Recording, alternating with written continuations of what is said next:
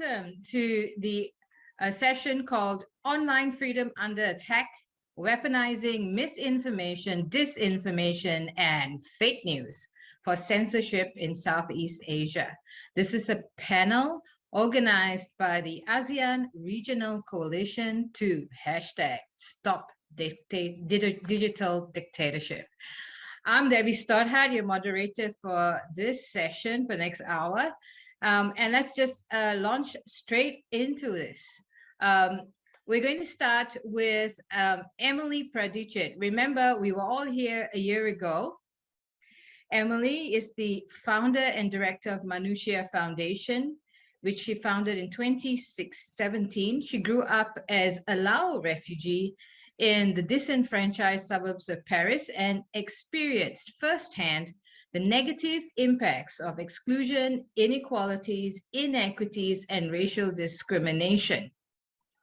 So she pursued her passion for social justice and became an international human rights lawyer.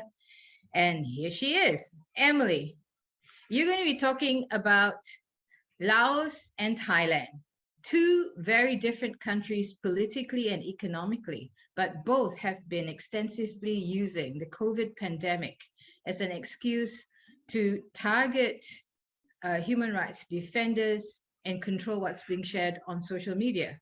So last year, here at RightsCon, you shared about Thailand's rising digital dictatorship with the creation of the Anti-Fake News Center, the adoption of a controversial cybersecurity bill, and the persecution of people allegedly violating the Computer Crime Act for sharing so-called fake news about the government's response to the pandemic. Just a few weeks ago, we heard that another new fake news center was set up. So we just have more than one now, just to focus on fake news, so-called fake news around COVID-19. Meanwhile, in Laos, the government passed orders to force news channels on social media platforms to register with the Ministry of Information, and basically targeting citizen journalists. And we've all been actively denouncing this in an official statement and other actions. So, and Emilie, you were even targeted by the Lao government for for allegedly spreading anti-government hate ideas. Tell us more. Thank you very much, Debbie. Thank you, everyone. I'm very happy to be part of this talk show.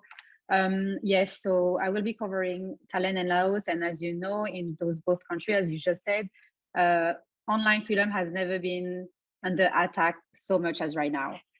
Exactly as you said, you know, the Thai government is actually passing a new bill that should be actually drafted this month, and we should see the final draft this month. And the bill is actually to authorize the government to collect log files from users, from social media, from internet service providers, and also to control what is happening on social media platforms.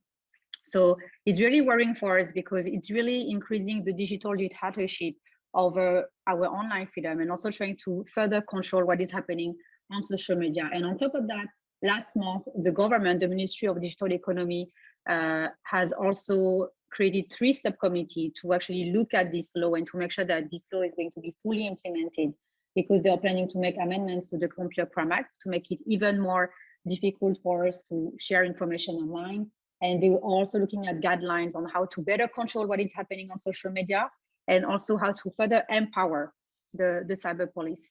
Because it's really important to note that, you know, in Thailand, we have a cyber army since October 2019. The government has reinforced the cyber police, and now we are calling it a cyber army, and it's full of IOs, of information operations, fake accounts that are sponsoring state-sponsored disinformation against us and against activists. But what is even more worrying, as you said, is the new Anti-Fake News Center. The Anti-Fake News Center that I shared last year was under the Ministry of Digital Economy, and it's a center looking at all kinds of fake news. This Anti-Fake News Center is really looking at fake news in relation to COVID-19, and it's under the Department of Special Investigation. And so the Thai government, and it's the same in Laos and across the region, more and more they are using COVID-19 pandemic as an excuse, you know, to create those anti-fake news center and to really combat fake news. And they are using this excuse to actually crack down on us. So whoever is sharing information about the mismanagement of COVID-19 or is criticizing the government on how governments are actually handling the pandemic can be charged. And in Thailand, we have a lot of cases where people are being charged under the Computer Crime Act and also being arrested by the cyber police because they are sharing information on COVID-19 and criticizing the government.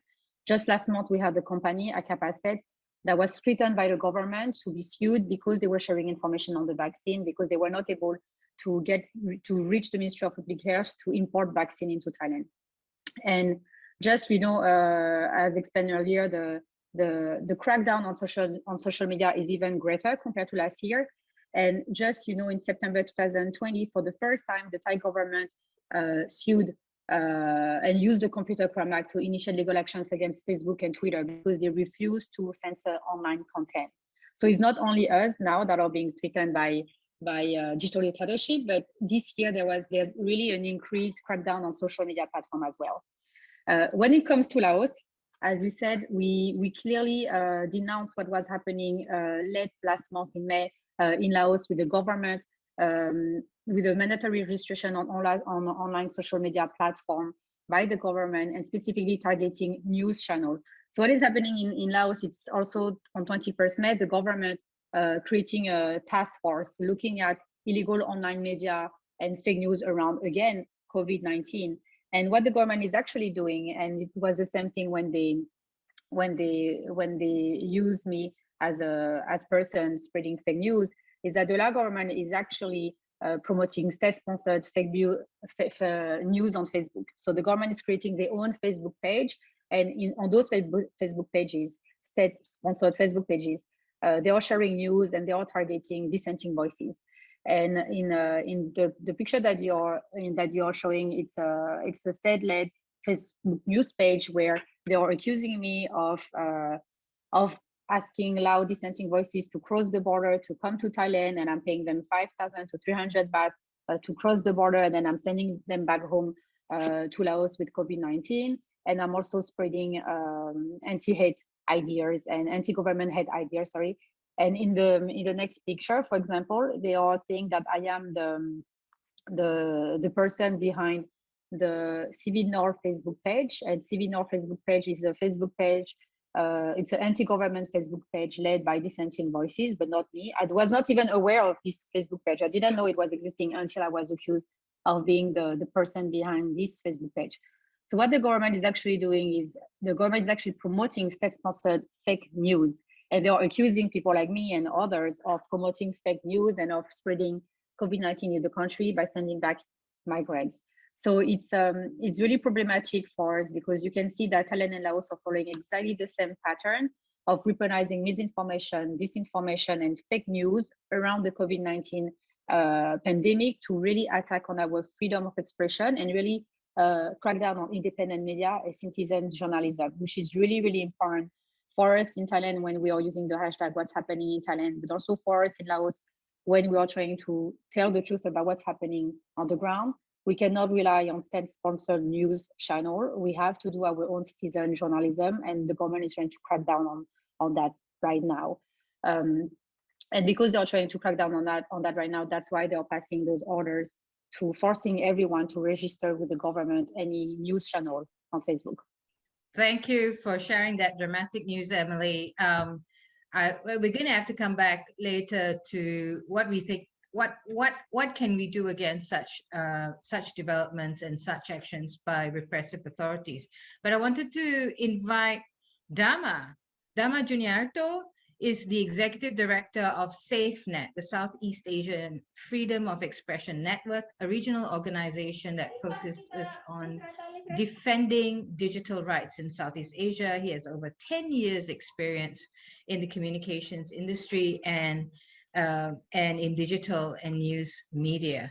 And so, Damar, what were the top 3 worst developments threatening digital freedom in Indonesia? Please share. Thank you, Deb. And you got 5 minutes for this. Yeah, thank you, Debbie. Warm greetings from Bali, Indonesia. I think when I talk about Indonesia, I will tell you a bit that in the past year, we already announced that Indonesia is closer to digital dictatorship or digital authoritarianism. The reason why I'm telling you about this digital dictatorship because three elements that we saw happening over the year. There were at least 5 alleged cases of internet shutdown in Papua and West Papua so far in 2021 alone. You can see from the infographics that I share. And also one of them is just happening recently yesterday. So this is a worrying situation that happening in Papua, where the conflict between Papuan people and Papuan army and also Indonesian army happening. There were another 4 cases last year. So in total, there are 9 cases from 2020 until 2021. Actually, all these shutdowns were related to recent conflicts and violence targeting to control information of West Papuan who wants to express themselves about the right to self-determination. So these shutdowns actually go against the Jakarta Administrative Court ruling on June the 3rd, 2019, where we, SAFEnet, and also our coalition won the case against Indonesian government, especially MICT, the Ministry of Information and Technology, and also the president, who being ruled by the court that they act unlawfully in imposing internet shutdown in Papua and West Papua back in 2019. So that's one about the internet shutdown. The second thing is about what we call related to online censorship. On this point, I will highlight about the new regulation that has been imposed by the government. The name of the online content moderation regulation is the regulation of Ministry of Communication and Information number 5 of 2020, or we just call it MR5, concerning the private electronic system operators that will force social media platforms, apps, and other online services providers to accept local jurisdiction over their user content and data policies and practices. So under this MR5, that we thought will be the version of NetzDG in Indonesia, the government can force a private electronic service operator to delete prohibited information and documents. The minister also can force the ISP, internet service provider, to block access to private electronic service operators like social media services, and can impose fines that will accumulate every 24 or 4 hours according to the level, up to maximum of 3 times. And every private electronic service provider was supposed to be registered on May 24th. But this, because of global call that we sent to the minister there, and then they postpone this until November 2021. If they are not complying by register, that means the government can block the services. And then the last one about this current trend is about the new proposal from the Ministry of Communication and Informatics, that they have a plan to put a new article inside the Draconian Internet Law, Undang-Undang ITE. They propose an article about fake news, or people who spreading fake news or hoaxes will get maximum 10 years in jail and maximum 10 billion as penalty. That's the 3 current worst situation happening in Indonesia.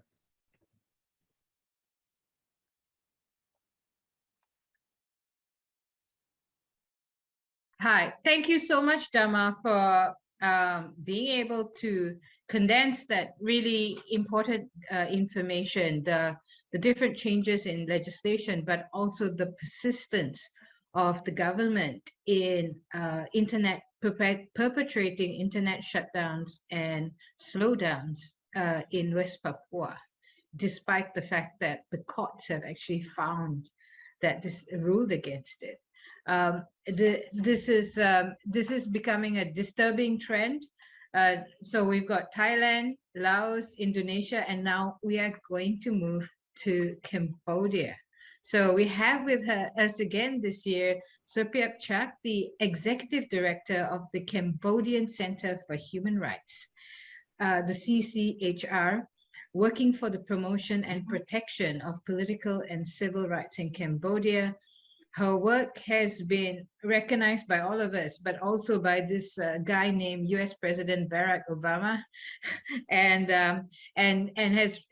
Sopheap has received numerous awards, including the Indian ASEAN Youth Award, Young Woman Achiever category, and the Franco-German Prize for Human Rights and the Rule of Law. Sopheap, earlier you shared with me before the session some shocking indicators about online freedoms in Cambodia. So in the 2020 Freedom of the Net Index, Cambodia was 43 out of 100. In the 2021 World Press Freedom Index, Cambodia was ranked 144 out of 180 countries. And in the 2021 Internet Privacy Index, Cambodia was ranked 108 out of 110 countries. How did this happen, Sopheap? Tell us, what's been happening? Yeah, thank you, Debbie, and good morning to everyone.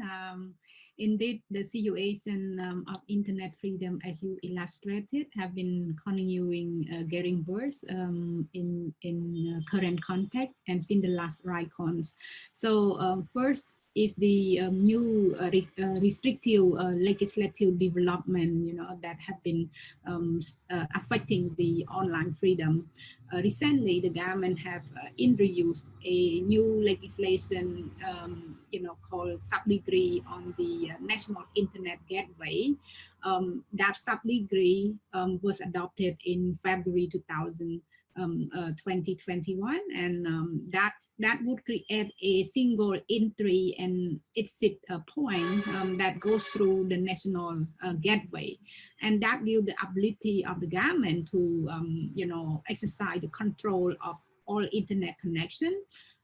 It could facilitate the mass surveillance for the online activity and permit the blanket content blocking if possible. And the NIG, or the National Internet Gateway operator, would be able to block or disconnect online connection, but also with the provision, saying that any content that deemed to affect safety, national revenue, or social order, dignity, culture, or tradition. These are the common provision that mostly inserted in any new legislation in Cambodia nowadays. And this will add the burden on the ISP, the internet service provider, to comply to the regulation by storing the data of the user, etc., and would be comply to the authority when they need those information. So we are not sure to how much the right to privacy can be protected. Secondly, the government have also introduced the COVID-related law, COVID-19 related law, and especially the latest law on the measure to prevent the spread of COVID-19 and other serious or dangerous and contagious disease.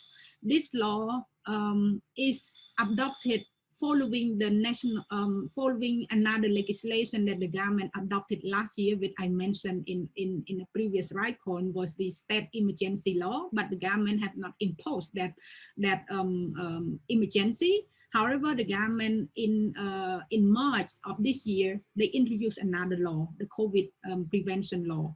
So this law have a chilling effect on a number of aspects. Of course, although the intention is to control the spread of the virus, but there have been a number of articles that would affect the fundamental freedom, including the freedom of expression. And the government have used this provision to already, target and silence the online speak related to the COVID-19 vaccines.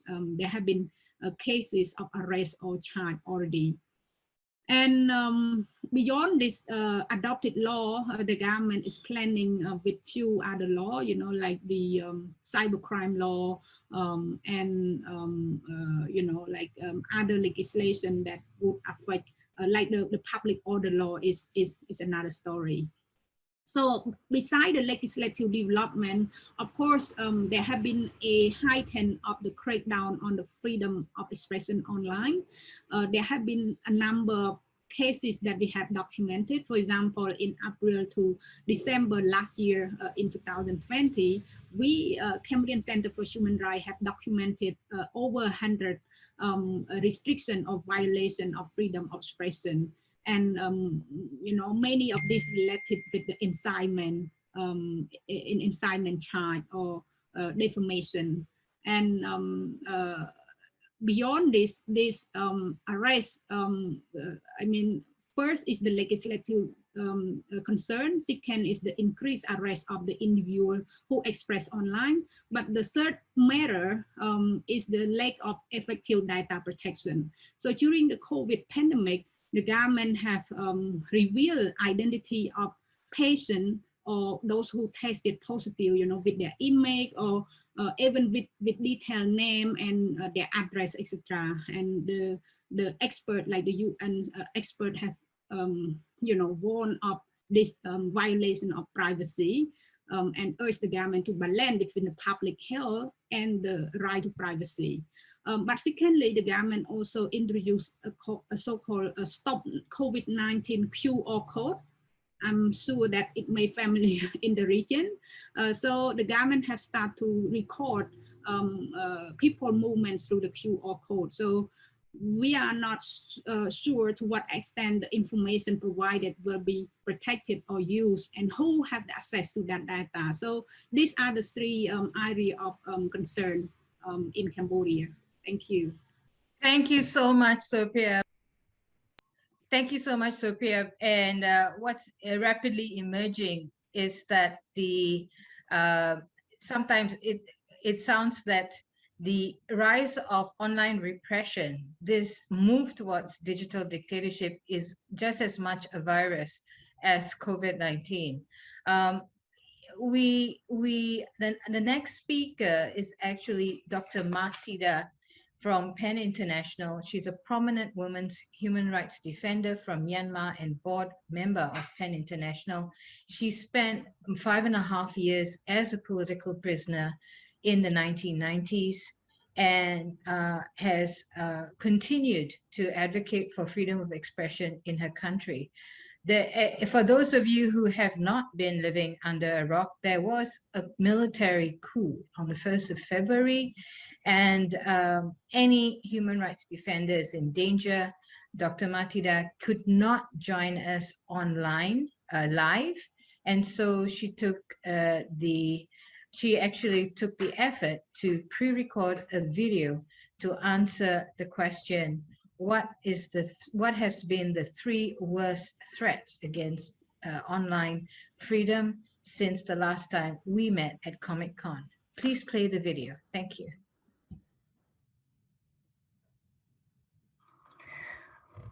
Well, I will talk about 2 parts. One part is before the coup. Before the coup, pandemic and election campaign were the area of misinformation and disinformation.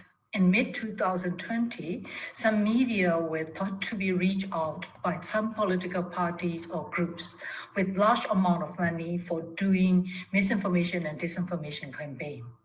Just before the election, according to Facebook disclosure, the military-backed party, USGB, and other 2-3 parties used thousands of US dollars for their election campaign promotion on Facebook.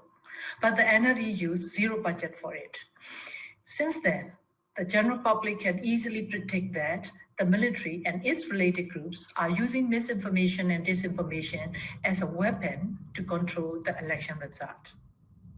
Then after the coup, the very first 4 days were like a shock deepening period for the general public, as they didn't expect that would happen in the middle of a pandemic.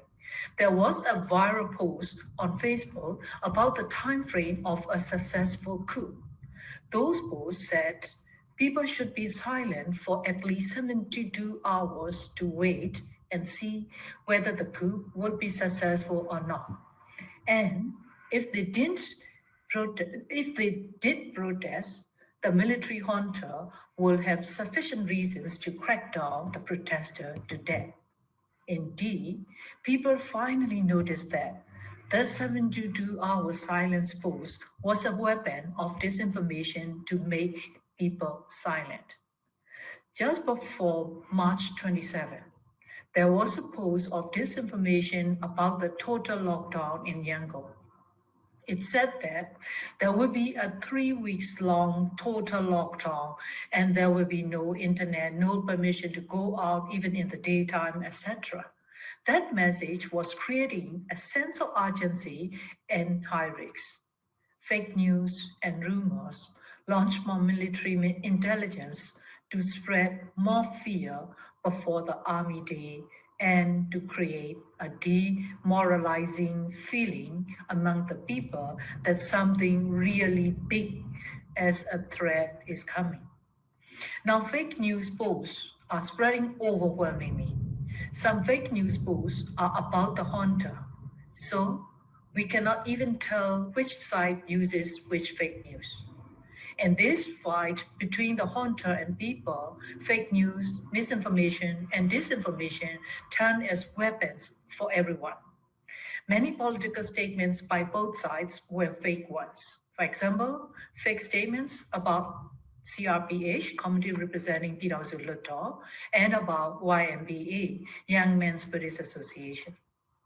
At the same time, the junta is criminalizing professional journalists, accusing them of spreading fake news. For example, a freelance Japanese reporter was arrested and sued for making fake news. The ultimate impact of using misinformation, disinformation, and fake news as weapons to fight and win against the opposition group is really crucial. The general public got lost in confidence about any news and any media. Since then, people dare not to practice their freedom of opinion and expressions on social media platforms. The ultimate goal of the state-sponsored disinformation is to silence all of us. Thank you. Well, thanks to Dr. Thida for organizing that video. And we are so sorry that she can't join us online. I just wanted to add that as of now, up to now, that since the coup, that nearly 90 journalists have been arrested in Burma, Myanmar, including 2 US citizens, a Japanese, and someone from Poland. And a number of them are already detained and being tortured. There've been documentation of torture. And part of this process also involved the military junta amending Penal Code Article 505A to impose a 3-year jail term for anyone who criticized the coup or the junta online. And what the military has done is arrest people for Facebook posts and social media posts or even speaking in public. And now, because people have resisted and keep insisting on resisting the coup, they have started to impose the people already charged under 505A are now being charged with treason, which has a death penalty. So last month in May, nearly 50 activists and members of parliament were were already facing charges under 505A have been additionally charged with treason. In the meantime, the internet shutdown continues. Some parts have eased, but satellite dishes are illegal. And for many people in Myanmar, satellite dishes are the way they are able to, especially poorer communities, able to access international news. So we do have a situation in Burma now where there are more than 5,000 political prisoners. Nearly 2,000 people are being hunted down with arrest warrants, and 1,000 people have been killed. A significant number of them are children. So we really, really do appreciate Dr. Thida's efforts to send us a video.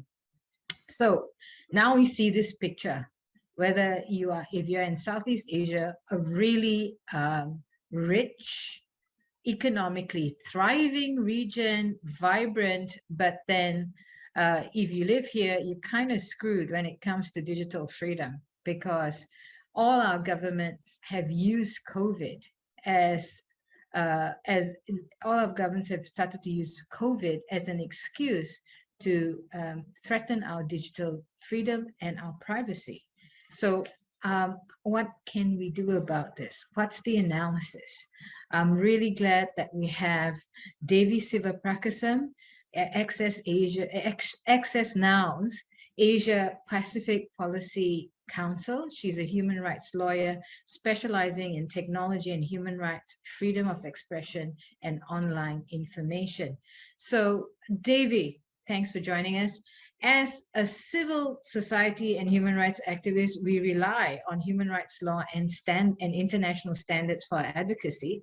And it's our natural first port of call for solutions. So can you share with us about these legal standards and what tools we can use in our human rights arsenal to resist digital dictatorship? Over to you, Dhevy. Thanks, Debbie. Yeah, so as Debbie mentioned, my name is Dhevy and I work with Access Now. I think I'm just going to jump straight to the point and start with the fact that it's very clear in international human rights law that any human rights that applies offline also applies online as well. And there was a 2012 Human Rights Council resolution that was signed by more than 70 countries, which actually agreed on this one fact. And this included signatories like China, Brazil, Nigeria, Ukraine, Tunisia, Turkey, and this means that rights that are protected under the UDHR, the Universal Declaration of Human Rights, and all the international covenants on civil and political rights and economic social rights, they apply online as well. And we can see that, you know, across Southeast Asia, the developments are deteriorating. And there are a few trends here. One is that countries are increasingly abusing laws to control speech online. And this includes like fake news laws, like we saw in Cambodia and Indonesia.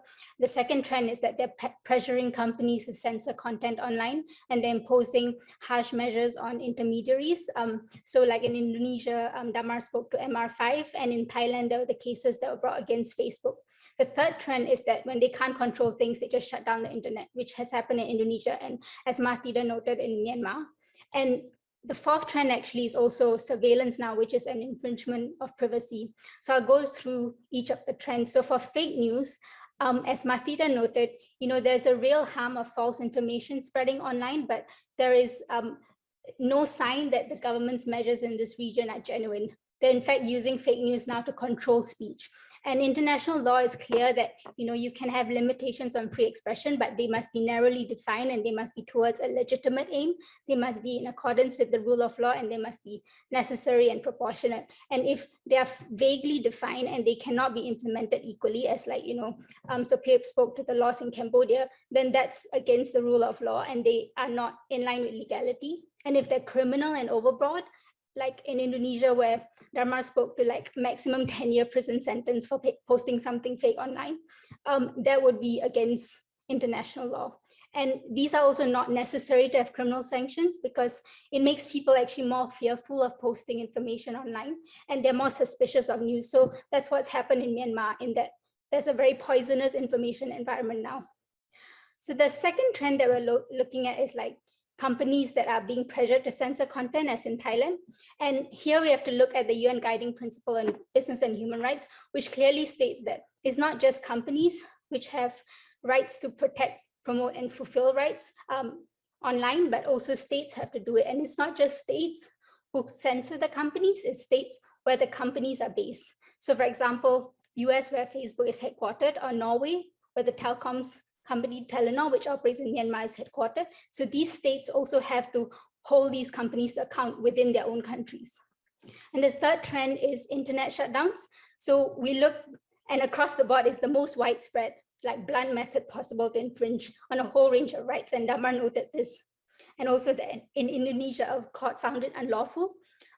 They violate like the right to information, network neutrality. And in COVID-19, they can infringe, on rights to health, security, and life as well, when you can't get information on COVID-19 online. So I think I'll just stop there now because I've tried to summarize a whole range of issues, and yeah, I can let Dandina speak to issues further. Thank you. Thank you, Devi, for that very rich wrap up and overview of the legal analysis, the legal options, but also referring to business and human rights frameworks that put both state and business, make them both responsible for the protection and fulfillment for human rights. And you rightly point out that all these laws and amendments that Emilie, Damar, and Sopheap talked about are very vaguely worded and open to abuse. So I wanted to move on to Blandina Linton from ALTSEAN, who is also who's a researcher at ALTSEAN, which is the Institute for Policy Research and Advocacy, an Indonesian organization, and been actively involved in research and advocacy on this topic. So Blandina, you got 5 minutes to respond to the question, how do we turn the situation around, building on what Devi has already shared? Over to you. Yeah, thank you, Debbie and Devi. And yeah, I think this is also an interesting topic, and the RightsCon session should be time for us, especially Southeast Asia representative, to do like reflection and evaluate how the democratic movement reclaim this digital space. And maybe we all remember when we attended like human rights trainings, we have a session about how we use the social media as a platform to promote human rights and justice. But now we are trying to fight again and reclaim it again, the social media platform as a human rights platform. And I think most of the speakers showed us the urgent situation in the shrinking space in Myanmar, Laos, Indonesia, and also Thailand. And follow up with Devi mentioned, we have like international law about these issues, but we still see this. Most of the Southeast Asia countries enacted draconian cyber law. They see the disinformation as a cyber threat towards the state, and they tend to criminalize it with their own definitions. And even though we know that social media platform have a community guideline that probably similar with the human rights situations, yet in the most of the cases, especially in Southeast Asia country, and I would say in Indonesia as well, they try to comply with the local law, even though they have like a very sophisticated community guideline, and they still accept like a government request. And it's still the area that we have to fight for as well. And when we come to the solutions, I think I can like propose 2 issues in this discussion. First, like in terms of the legal advocacy, I think we're not focused on the legal advocacy in the state, but also the responsibility of the platform. I think so many sessions in RightsCon talking also about this, how the platforms have a responsibility to do to promote human rights. But I think as a Southeast Asia representative, we have to like ask more about how their commitment and how they improve their technology to more contextual of our, with our countries, like including the language, how their technology really read the local context and they improve the language in Southeast Asia for the assessment of disinformation, for example. And so many local contexts, like for example, in Indonesia, so many disinformations are distributed by not only organic user, but it's like by buzzers and use the sponsored content. It's actually similar with Emilie shared before. So how the technology, how the social media technology catch these situations. And yeah, I heard that so many digital, so many like research mention about the digital literacy of the developing country is the capacity is quite low, even though we are a big populations. And I think it's also the responsible for the social media platform increase our digital literacy as a rights, not only as their profit, not only for their data to develop their technology, but they have to responsible as well to teach us the digital literacy, and it's means they have to more transparent of what their technology works and how their technology works. So the user also notice the impacts of their rights. And the second, if I still have a time, I think we have to still reclaim our social media platform to bring the solidarity, especially like for what happened in Myanmar, how we escalate our solidarity to still through the technology. Like I remember the story from Hong Kong demonstrant use Pokemon Go and Tinder to communicate.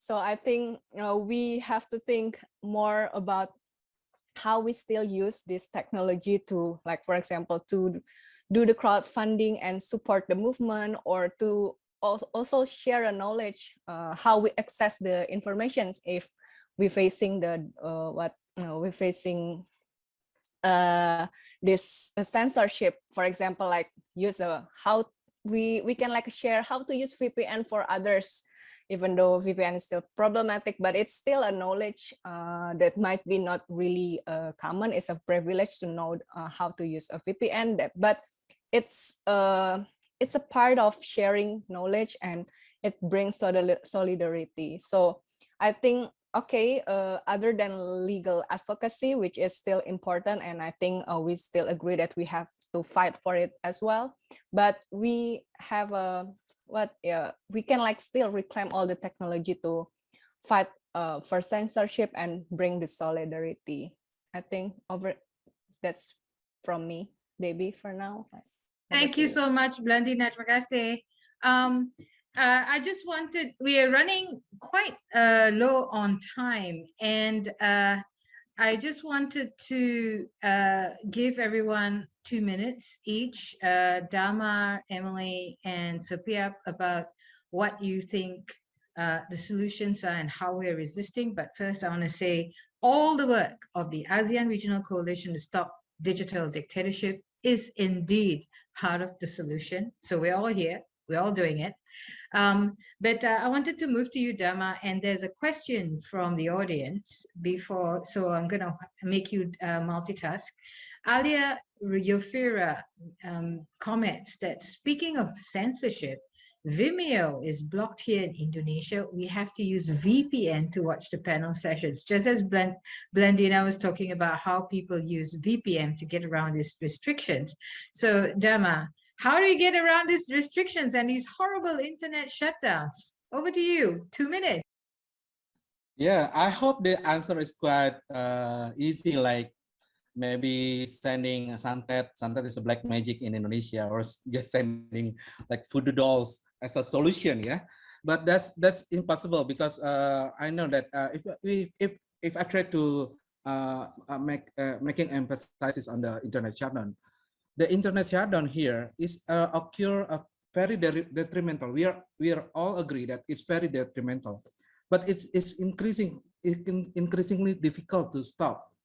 After 2019, when we know there is a blanket internet shutdown over Papua and West Papua, but after that, in 2020 and until now 2021, there was no official statement from the government regarding the absence of internet access in number of places in Papua. That means that proving that these internet shutdown were intentionally really was a big challenge. And also I feel that it's a burden also for SAFEnet, for the GSO to prove that, because it's regarding the internet shutdown not on the blanket access, but they do that on a specific spaces like the conflict zones. So this is I think that the challenge is was there, although it's not very hard to find the impact of internet shutdown. And I think the key solution, and I will talking about the internet shutdown, the key solution is to change on the policy level by prohibiting the internet shutdown happening again. And then this is should be written on the law. So the government or any government after this regime will not impose any internet shutdown anymore to the Indonesian people. Thank you, Damar. And I'm really glad and relieved that there are friends in Indonesia who are able to access VPN to watch this session. Sopheap, you have a very brief list of solutions targeting 3 key demographics. Over to you.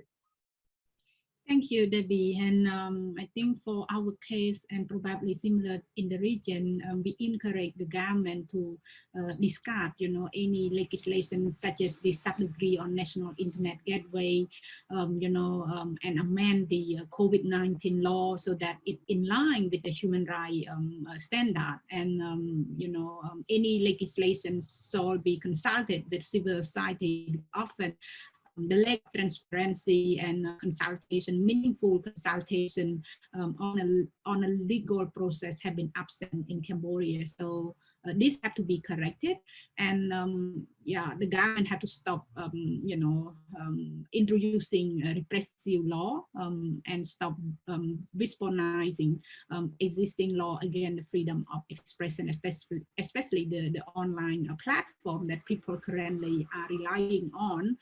I think that come to the government, but there's a role of the business have to play, because a lot of, when we're talking about technology, online space, business sector are the key players. So the tech company have to resist the government order to shut down internet connectivity or online content whenever possible, and they should lobby the government, to maintain their autonomy and pass the data privacy legislation to protect netizens. I think finally it comes to the Cambodian civil society. For civil society, we have to stay informed of all the proposed legislation and ensure participation in the feedback, process of the drafting law. It is also, important for civil society to continue to raise public awareness so that the community can be better informed of the digital right and threat online. And we should be, civil society must be supported, as part of the local and international community to lobby the government to for better protection of digital right and hold the government accountable. So that's it from me. Thank you. Thank you, Sopheap. Emilie, I think you have a lot to say, but we are running out of time. So over to you, and I've got to share some graphics. Thank you, Debbie. Okay, can you hear me? Because I lost, yeah. Thank you, Debbie. So I agree with what everybody has said in terms of solution, but I will be looking at 3 aspects. The first aspect is exactly what you already said. One of the best ways to resist digital dictatorship is by doing what we are already doing, by building solidarity, by having this ASEAN regional coalition to stop digital dictatorship, where we are denouncing what is happening on the ground. We can make joint statements. We did one on Thailand regarding the pro-democracy protests and how the government was cracking down on us online. We did one right after the digital coup in Myanmar. We just recently did one on Laos. We also do webinars, talk about very important issues to give the floor to activists on the ground from Myanmar, but also women human rights defenders on the digital space. So I think it's really important for us to keep raising awareness, as Sopheap just said, with the public, because digital dictatorship is invisible. When you talk about digital dictatorship with people or even with activists and with other people in the region, they don't see it. It remains invisible. So it's really important for us to keep resisting it, to keep putting a word on digital rights, to keep putting a word on we are experiencing digital dictatorship and crack down on online freedom. That's why we need to come together as a coalition, and that's why we need to keep building awareness. The second point that I would like to talk about is the use of social media and Twitter. As Blandina said, we are all using social media, we are all using hashtags, and I would say the multi-alliance movement, but also hashtags such as what is happening in Thailand, what is happening in Laos, but also the hashtags that were very training, that were created by the multi-alliance, and that we're also supporting some of the campaign we did was if only politics were good. So we would use if only Lao politics were good or if only Thai politics were good to raise awareness on cases of human rights defenders that are in jail because they have spoken out using Facebook, which is the case of Mwe. And so the hashtag if only Lao politics were good in Lao language were used by the multi-alliance, were used by youth activists to raise awareness about her case online, to resist digital dictatorship. So that's another example of how we can work with youth around the region and especially the multi-alliance. And the last solution that I would like to share is what Dhevy, Damar, Sopheap, Blandina already shared is the role of social media platform. Yes, they also have to comply with the UN Guiding Principles on Business and Human Rights. They have to resist digital dictatorship. They have to uphold online freedom. And as Blandina said, they also have a responsibility in terms of digital literacy.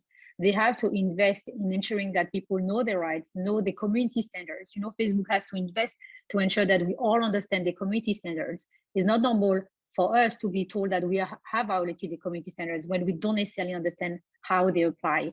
These are standards or policy that should protect us and should work for us, not against us. So yes, social media platform have a huge role to play in also building our capacity on digital rights. Thank you. Thank you, Emilie. I just wanted to acknowledge Hannah Durek, who is expressing massive appreciation to the amazing women on this panel. Damar, no offense to you, but we value your expertise, and you had some really important things to say about West Papua shutdowns.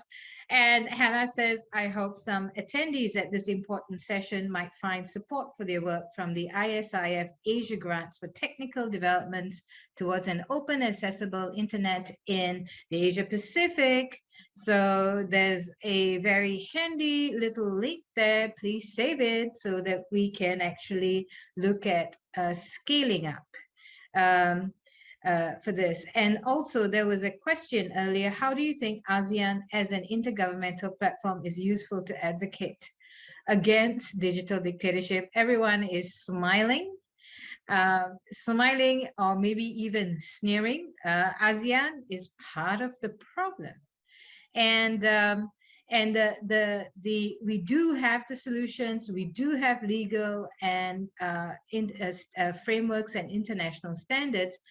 And even in the case of West Papua, as Damar showed and shared, the court actually ruled against the government, and yet the government continues these shutdowns with impunity. So as Damar is in Bali, which is really famous for the black magic voodoo stuff, maybe we need to be a little bit innovative and find other non-traditional methods to break this impunity, because we are speaking, we are resisting, we have frameworks and laws on our side, but they need to learn how to listen. And thanks to Joshua Cooper for your acknowledgement, appreciation. We wanted to finish off with a 2-minute video from Dr. Thida, who actually also taped a video in terms of what she saw with the solutions. So can we cue that video and play now? Well, right now the situation in Myanmar is simply the result of military coup and its authoritarian manner. The international community has not united as a single voice to condemn it too. Regarding digital rights legislation, there will be more room for countries like Russia and China to react. Most of the worst repressive laws cannot be enforced without technical and material support from these countries. Then for the rest of the world, pressuring those countries not to support the junta's digital dictatorship by technical and material means should be a priority. Regarding digital rights practice, there will be more room for internet service providers inside the country. Their transparency towards consumers and the general public is as important as their non-cooperation with the junta in terms of digital scrutiny. Regarding misinformation and disinformation, social media companies like Facebook, Twitter should have some more strategic responses and address emergent issues by not just technical experts, but also well-experienced language experts. Of course, digital information literacy campaigns should also be run as soon as possible. Disinformation and misinformation will still be weapons unless social media users have basic digital literacy. We need to upgrade the level of those literacies for the general public in order to overcome it. And the international community should play a proactive role in this process. Thank you.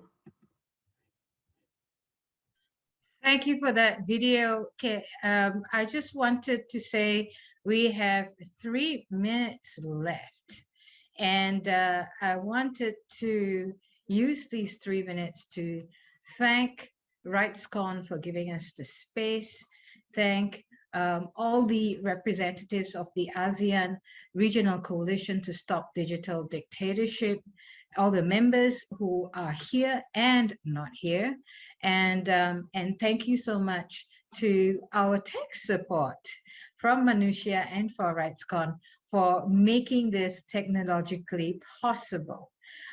Thank you everyone for listening, your comments and your questions.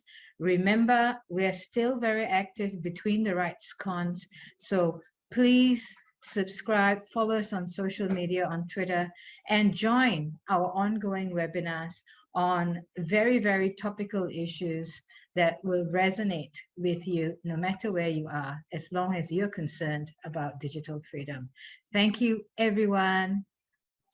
Yes, we've got our 3-finger salute in solidarity with the struggle in Burma. All of us are struggling, all of us are fighting, and still maintaining our strong spirit and sense of humor and solidarity. Thank you, everybody.